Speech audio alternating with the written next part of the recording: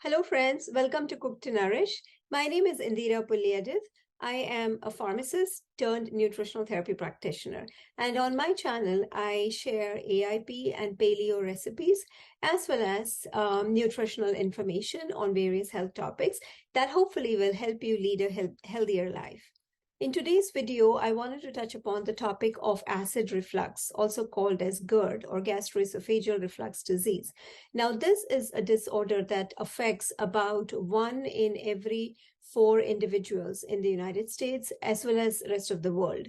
So it's highly prevalent.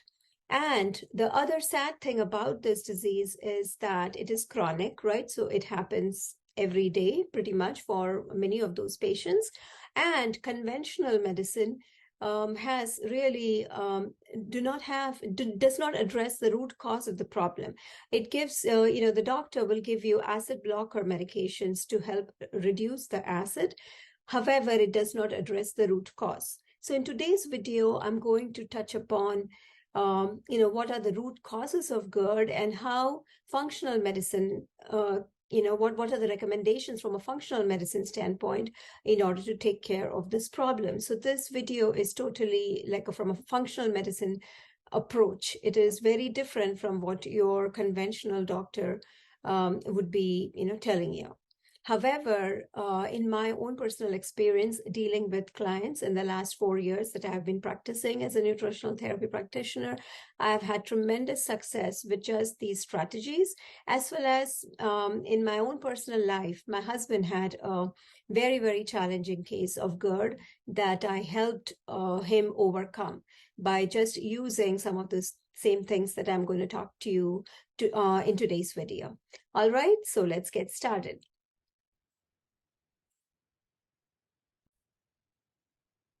So today we'll look at causes of GERD and how to fix it. Before we get too much into the detail, just a disclaimer that this video is meant for educational purposes only and may be limited in scope from that standpoint, and it is not meant to replace medical advice. What is GERD? GERD happens when there is damage to the esophageal lining. Now, esophageal lining is our food pipe, right? So when you swallow food, the food travels through your food pipe into the stomach. When there is damage to the esophageal lining, that causes heartburn, and that causes symptoms like heartburn, which people describe as like this really burning kind of sensation where they are, not able to sit upright, or even when they lay down, especially, it gives them a lot of trouble at night. And then other symptoms can be like upset stomach, sense of fullness, bloating, gas. There's like a lot of discomfort basically in the chest area. And because of that, it can be very scary because, it can mimic like a heart attack, right? So that's why people get very anxious too. So I have seen that in many of my clients who have GERD, they also have anxiety associated with it. So it kind of goes hand in hand because of the nature of these symptoms. And some people also have hoarseness, sore throat, and difficulty swallowing. Now, let's get into the basics of digestion to understand, what causes GERD and how it can be fixed. Digestion begins in the brain. The smell and sight of food starts secretion of saliva and the digestive juices. So when you get the aroma of food cooking, that gets you salivating, right? And your body is getting ready to eat that food. Then as you put the food into your mouth, your saliva actually starts the process of chemically breaking down the carbohydrates, because there are digestive enzymes present in saliva too. So this is where it starts, not just in the stomach, but it starts here, okay? And then further down, right, the stomach is responsible for mechanical breakdown of food. Pepsin is present in the stomach, which breaks down proteins into amino acids. Acid of the stomach is what helps to break down the proteins. This is something that it's very, very important, that the stomach acid has a very important role to play in digestion. And then further in small intestine, as the food goes into the small intestine, it breaks down the amino acids into smaller molecules that can be absorbed into the cells, right, into the blood. And then liver and the gallbladder also secrete bile, and that plays a role in digestion of fats into fatty acids. Going back to the stomach and the stomach acid, the pH of the stomach is between 1 and 3. pH relates to the acid or the alkaline value. So if the value is between 1 to 7, that means a food or anything like a solution is acidic. And if it's beyond 7, then it's alkaline. Now, the pH of stomach is between 1 and 3, which means that it is highly acidic. And that is the optimal pH of stomach acid. That's where it should be, because at that pH, it is able to kill bacteria and parasites, like, any bad stuff that is coming through your food. The stomach can actually kill those. The acidic pH is what activates the pepsinogen into pepsin, which further breaks down the proteins into amino acids. So that is also, for that purpose, also the acid pH or the acidic stomach is very, very important, the acid in the stomach. And further, that acidic pH is what keeps that esophageal sphincter, which is the valve at the at the bottom of the food pipe or the esophagus, that actually keeps food within the stomach. So if that stomach acid is not in the right optimal pH, that valve gets open, and that can cause the stomach contents to come out. So that's exactly what I'm going to explain here. So what happens is that acidic pH of the stomach plays a very important role. As I said, it mixes with the food, and it breaks down the food. And this highly acidic pH between 1 and 3, when it stays in that high pH acid, that's when your pyloric sphincter, or the valve in the that is at the end of the stomach and the beginning of the small intestine, that opens to let that contents, the food, go into the small intestine for further breakdown, right? This is if the process is normal. Now, when your stomach pH, for whatever reason, is not optimal and your HCl is actually higher than the 1 to 3, remember 1 to 3 is the optimal, and if it is anywhere, say, above 3, then what happens? That means this content is not very acidic, and then this can cause two problems. This valve will not open, right, to go into the small intestine, and this valve, the esophageal valve, the food pipe valve, that actually will open. So two different things will happen. Both are problematic, right? So when this valve doesn't open, the intestinal valve doesn't open, that means this food continues to sit in your stomach. And then, because your esophageal valve can actually open now, because of the pH is a little bit higher than normal, then that can cause the stomach contents, right, the food, to actually regurgitate. Like, that's when you feel that food coming back up. And that is, my dear friends, what causes GERD, right? Now, what happens is, this is still acidic. This pH that, even though it is lower pH, higher pH, meaning lower acid, which causes the valve to open and the contents come out, but that is still acidic, which is why your esophageal valve gets burned, or you get inflammation, because the esophagus is not made for the acidic foods from the stomach. Our stomach is built so that it can handle that HCl, but even a little bit of that acidic content, when it comes into the food pipe, cannot handle that. And that's why there is inflammation. And then, as I said, if it is not acidic enough, it also continues to sit in the stomach. And if it doesn't go into the intestine, the food doesn't go into the intestine and sits in the stomach, then there's more likelihood of it coming back up into the through the esophagus. So that's how, GERD happens. Now, there are some other important consequences of this low stomach acid too, some of which I addressed actually in my video on inflammation.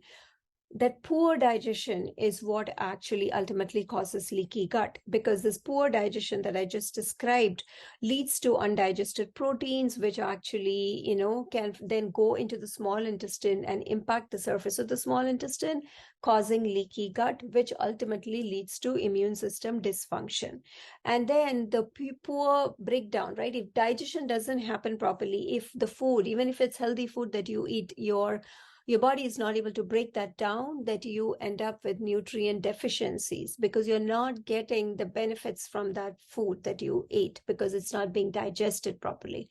And then finally, bacterial or parasite overgrowth can happen because of this low stomach acid. The food continues to sit in the stomach and the intestine and the large intestine for a larger amount of time than necessary, and then just begins to, those undigested proteins can cause dysbiosis, meaning the growth of bad bacteria and yeast can happen.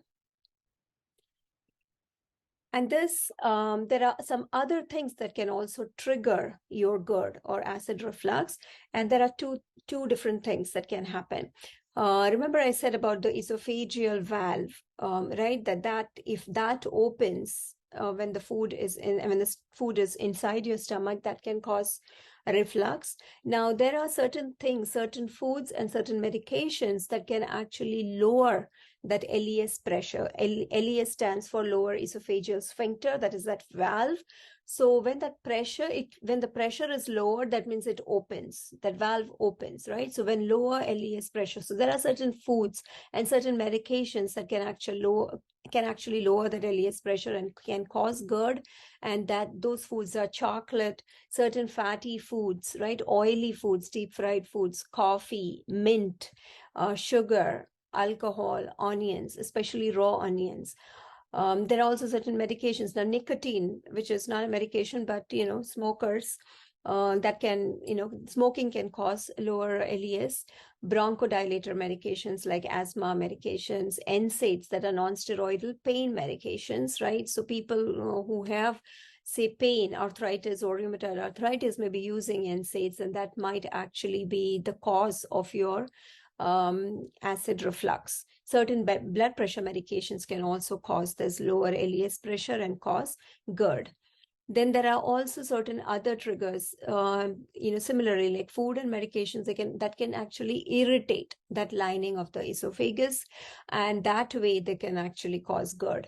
And such foods are citrus foods, acidic foods like spicy foods, coffee, carbonated drinks, right, or sodas, tomato sauce, etc. And then also certain medications, again, your non-steroidal anti-inflammatory drugs like pain medications, aspirin, iron salts, etc. There are, many other medications that can irritate the esophagus. I don't have the entire list here, but just understand that there are certain foods and certain medications that can also trigger this acid reflux. So what are ways to improve stomach acid naturally? Now, why do we have to improve stomach acid? So I hope you understood from what I explained before that the reason that GERD happens in most cases is that stomach acid is actually poor. So that is the reason in most cases, stomach acid or GERD happens like post 40. I know a lot of young people also, of late have been beginning to have acidic problems or acidity problems, and that could be, due to lifestyle and food, etc. too. But however, the stomach acid, as we age, the stomach acid reduces. And there are also a lot of other things that can actually cause your stomach acid to go lower, that is nutrient deficiencies, etc. So that is the reason I'm going to give you recommend some ways to improve stomach acid naturally. First of all, reduce stress. Do you remember I showed you that slide where digestion starts in your brain? So if you are preoccupied with different things when you're eating your meal, then your body, your stomach is not ready for digestion. So when you eat that way, when you are, say, looking at your food, texting and then eating your meal, or watching something on TV and eating your meal, your food does not get digested properly. Also, chronic stress, when you have, like, say, chronic stress, due to work or due to other things, that will cause you to be always in a sympathetic state and not in a relaxed state, and that can cause your secretion of stomach acid and stomach enzymes to reduce. So stress is number one. So different ways that you can reduce stress, try to do that. Try to meditate ideally before your meals, or come to a relaxed, so that you can come to a relaxed state before eating. Even 5-minute, 10-minute guided meditation just before your meals will help you a lot to kind of improve your digestion. And it goes without saying, like, avoid processed foods, right? So if you're watching this video and if you've seen the rest of my channel, you will know that, the biggest thing that you need to avoid is to avoid processed foods.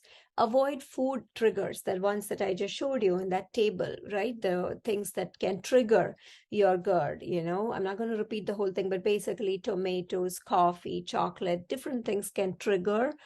Certain medications can trigger too. So see if you can avoid those things and see if that has an impact on your GERD. Avoid drinking too much water with or just before your meals. Now, this is something that not many people may know. Now, how this causes or can trigger GERD is if you drink. Some people have the tendency to just sit with a glass of water and keep drinking water as they are eating their meal, and that's actually not a very good idea, because that actually dilutes your stomach acid. Remember, as I said, always remember that 1 to 3 is the ideal pH of the stomach. And if you drink too much water with your meal, then you're diluting that stomach acid. Remember, acid, if you add too much water to acid, it becomes diluted. So therefore, do not drink too much water with your meals. Of course, between meals, keep drinking adequate water to stay hydrated, but reduce that consuming too much water during a meal. Also, if you're suffering from GERD, try to eat smaller meals so that there is only a small portion of food at a time in your stomach, and that does not trigger that backward reflux.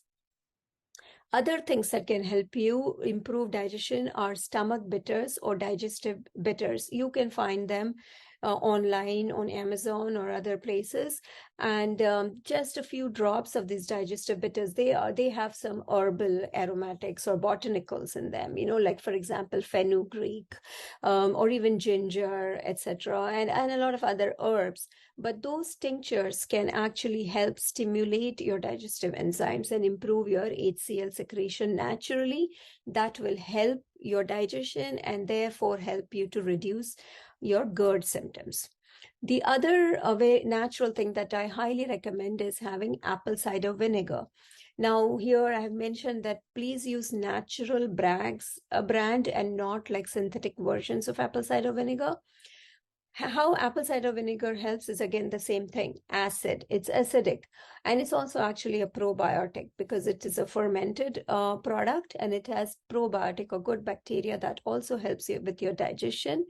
And that acid itself actually, helps with your stomach acid, increasing the acid level of your stomach, and that helps with digestion. Take a zinc supplement also helps. Zinc, because zinc deficiency in many cases can actually cause low stomach acid. So because it's related to low stomach acid, replenishing with zinc can actually improve your stomach acid levels naturally, and that can help you overcome your acid reflux. Eat your dinner at least 3 hours before bedtime. Now, this is something that everybody should be doing because it helps with your digestion. Do not eat your dinner and just go to bed. Try to eat your dinner at least 3 hours before, especially if you're suffering from acid reflux. This strategy will really, really help you keep that food down and not cause that acid reflux when you finally go to bed to lay down. Minimize activity that increases intra-abdominal pressure, for example, bending or lifting right after eating your food, because that just makes sense from a mechanical standpoint. If you've just eaten your food and food is in your stomach and, you're trying to do something heavy by bending, etc., it's going against the gravity, and that can actually cause this backward reflux. Also, again, another practical suggestion is to wear loose-fitting clothing that's not too tight on the abdomen. You may have noticed that sometimes when you wear tight-fitting clothes that are really tight on your abdomen, that you feel that discomfort coming. So, always wear loose-fitting clothing, especially at night. And the other tip that helps many people with this acid reflux is to elevate the head of the bed using blocks or bricks. Some people also just like to prop up, their head with pillows, with a lot of pillows, but you have to make sure that that doesn't cause you any neck issues. So therefore, the best issue is to actually elevate the back of your bed using some blocks, and that will keep that acid reflux down. Now, if none of those things that I just talked, if none of those things are helping you, that means that you're suffering from really, really low stomach acid and you need to supplement with HCl. Now, a lot of the clients whom I see actually have this problem. And even my husband, as I said, the one who had a challenging case of HCl, of acid reflux, initially this was not helping him, the HCl, because he was not taking enough HCl. And only after titrating the dose and actually helping him to get the higher amount of HCl is when he finally began to get relief. So betaine HCl is a supplement that you can get from, online shops. And but there is some caution that I really want to point out, and that's why I've kind of made a slide over it, that you can start taking it over the counter because it's over the counter, you can take it. However, there's some things, cautious, because it's HCl after all. So if you have some kind of ulcer, already present, and a lot of people who've been having like chronically acid reflux for a long time, they can have some ulcer going on, like a lot of inflammation. And then at that kind of a situation, if you just have acid, that's not, have HCl, that's not going to help. It can actually cause more damage because, putting acid on like damaged surface, you can imagine, that will just cause more burning and more inflammation. So first thing that I recommend when I'm working with clients is to first, give them some inflammatory supplements, healing supplements, for example, DGL or licorice or aloe vera. A lot of other things are there that can actually help slowly heal their gut overall, and then slowly start them on little bit small amounts of HCl and titrate up until you get to the right amount of HCl.